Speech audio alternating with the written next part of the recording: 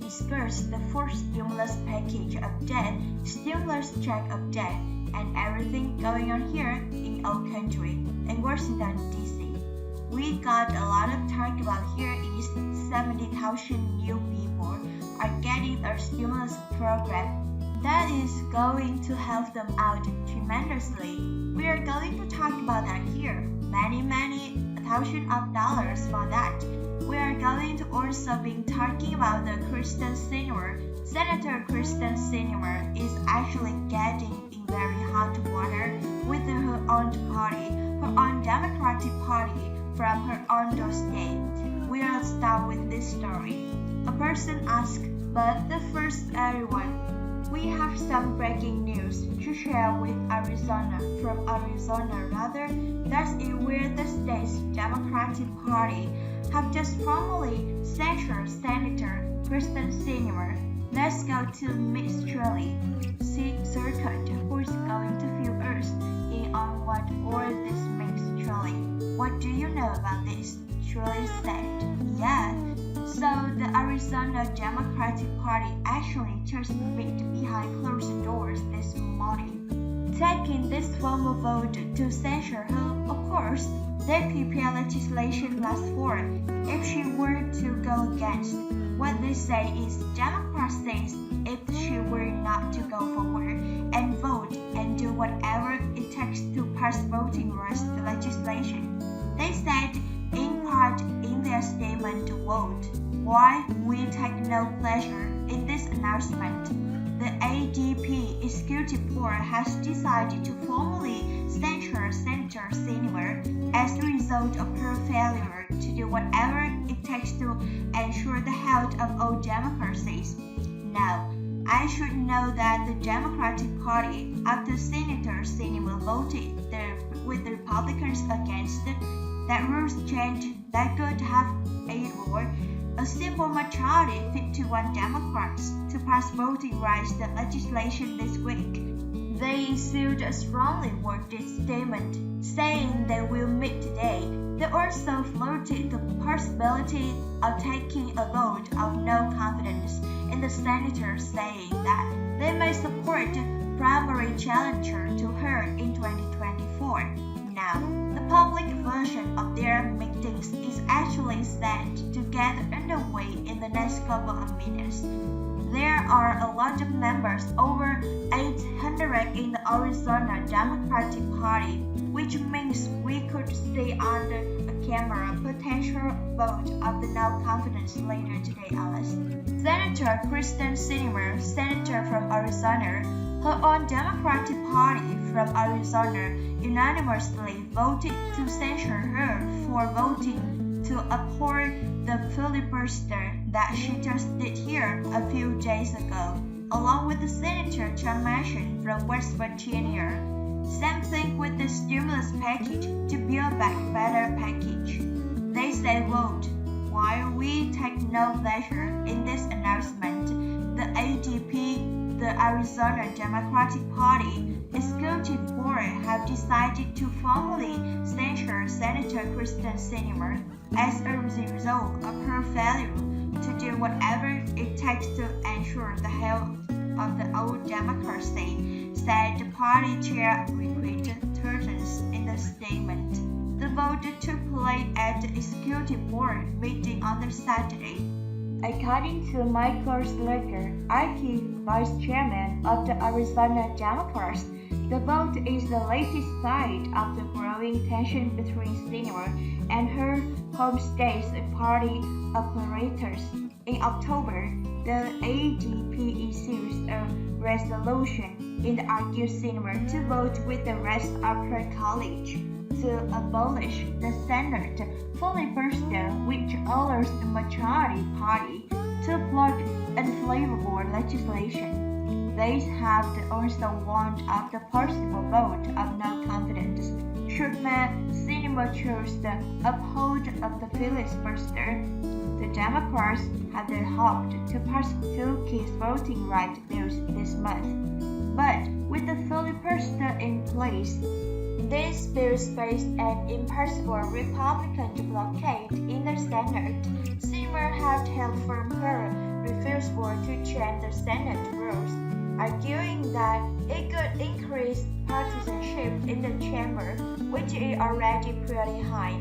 Arizona Democratic Party officials were enraged when she voted along with the Republicans on Wednesday to keep the Senate filibuster intact. Remember, Republicans removed the filibuster just a few years ago just for poaching the reserved current trustees. Their censure indicates growing frustration from the state party officials with their sitting senator and could portend trouble for cinema as progressive clamor for the progressive to challenge her for the Democratic primary seat in 2024. State parties but topically held response, knock on the doors, register voter, and arrange rehearsal, providing a major boost to the statewide candidates.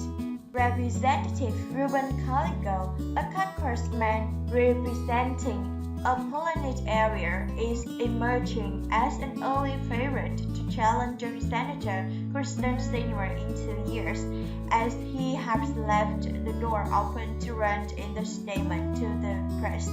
Both Senator Kristen Sinema and Trump mentioned his approval ratings has been at or near all-time lows for them, as well as the President Biden himself, and Democrats are scrambling to try to pass the next stimulus package after they have passed in American Recovery Plan. In 1,400 stimulus checks to child tax credit, which were passed for 2021, but have now expired.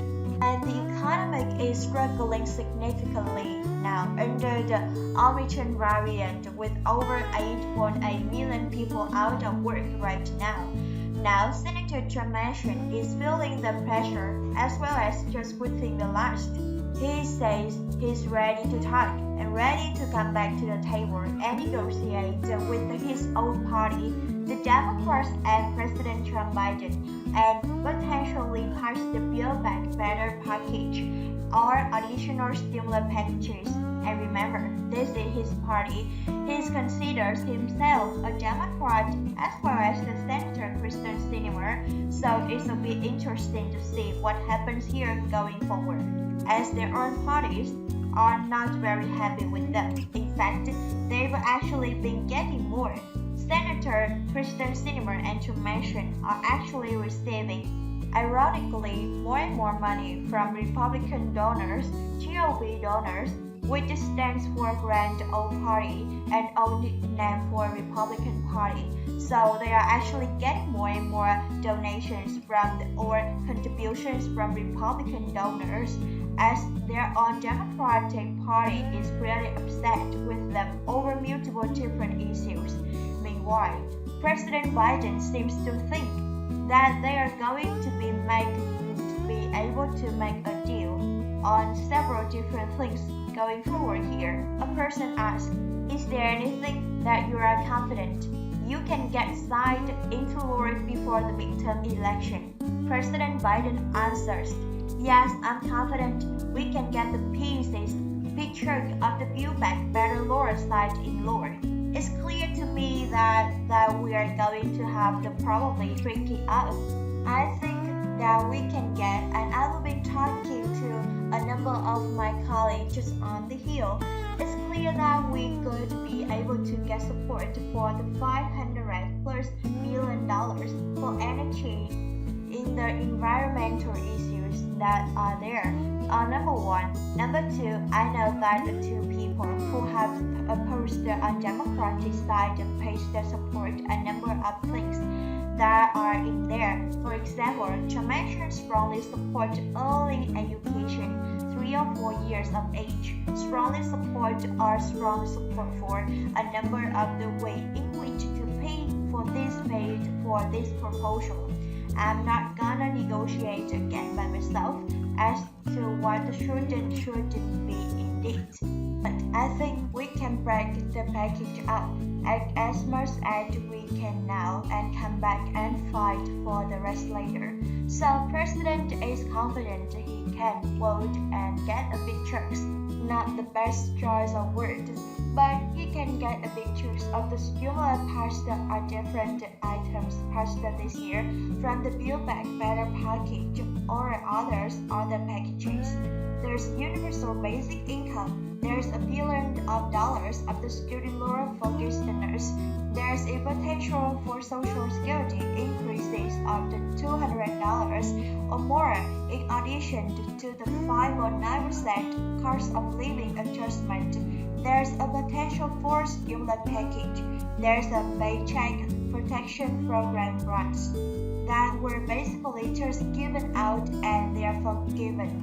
That were basically just like huge loans that were given out for free. And we've been running a deficit for a long time, whether it's Democratic president or the Republican president. Former President Donald Trump added almost $8 trillion to the deficit in about 4 years.